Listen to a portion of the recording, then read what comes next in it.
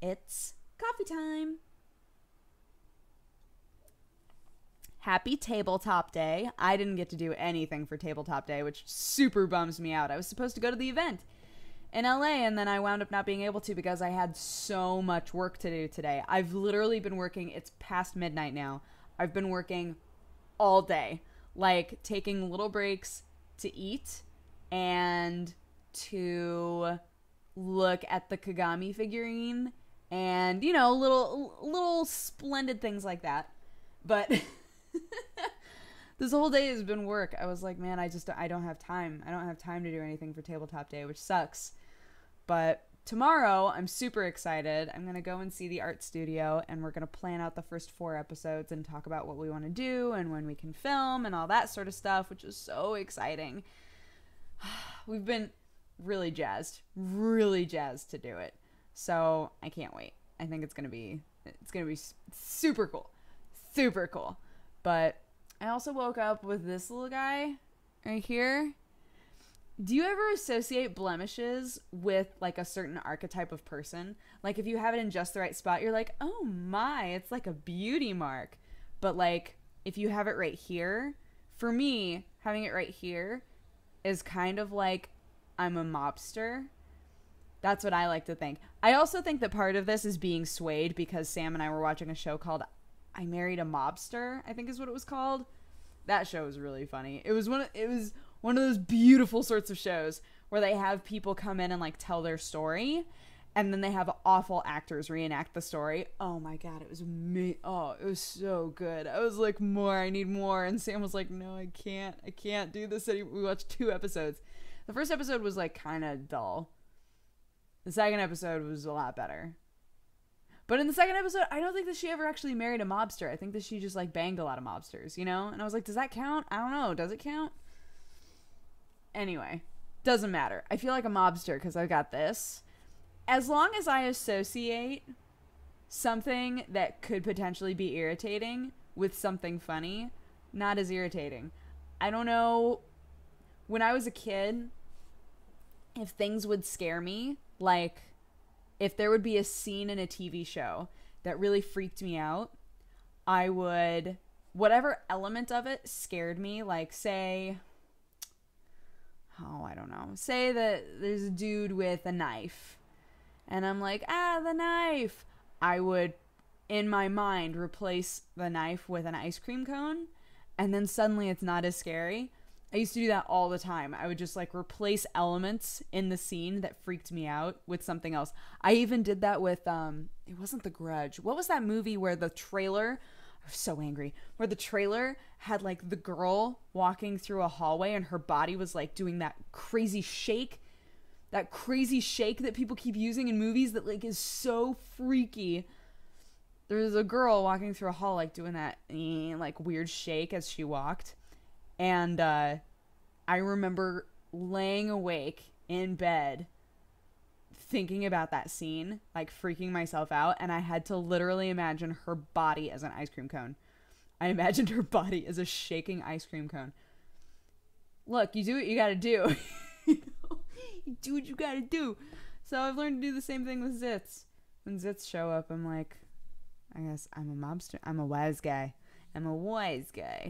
Sam didn't know what wise guy meant. That was awesome. He was like, why does he keep referring to them as wise guys? And I was like, because that's what they're, that's a slang term for them. That's what they were called. And he was like, what? Doesn't make any sense.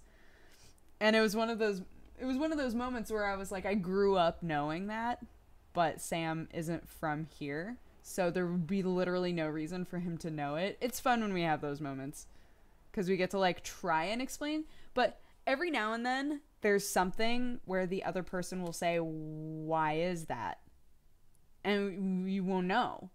Like you just grew up knowing this thing, so you won't actually know how to explain it. That's been kind of an interesting brain teaser for me, is when Sam asks me a question about something and I go,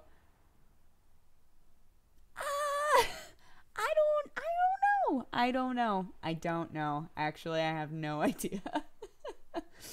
But, what was I going to say? Oh, the fly story.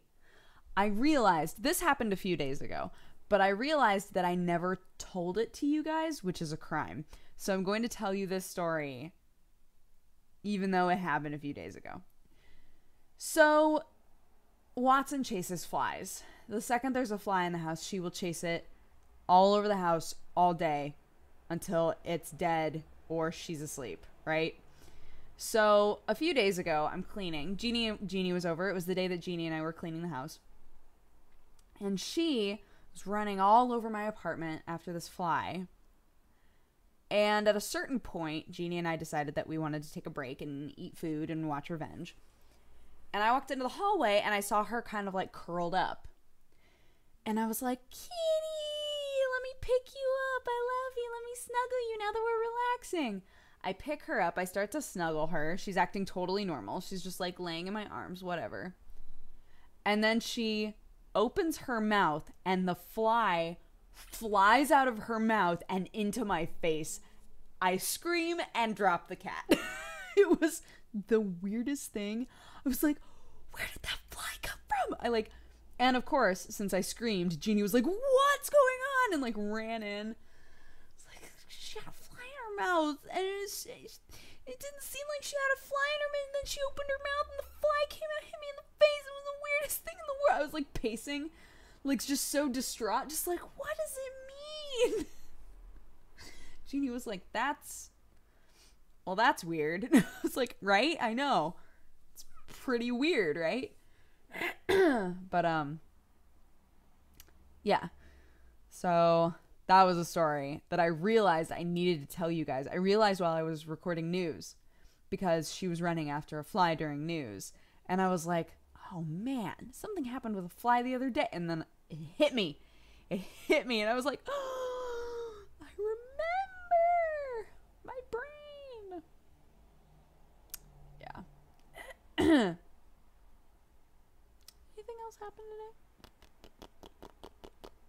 Not really. I just worked all day. But tomorrow's gonna be fun. Tomorrow's gonna be really fun.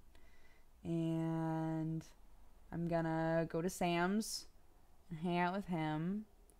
He got Kuroko no Dash, so we'll both just sit and play Kuroko no Dash, and it'll be relaxing and get to enjoy my Sunday.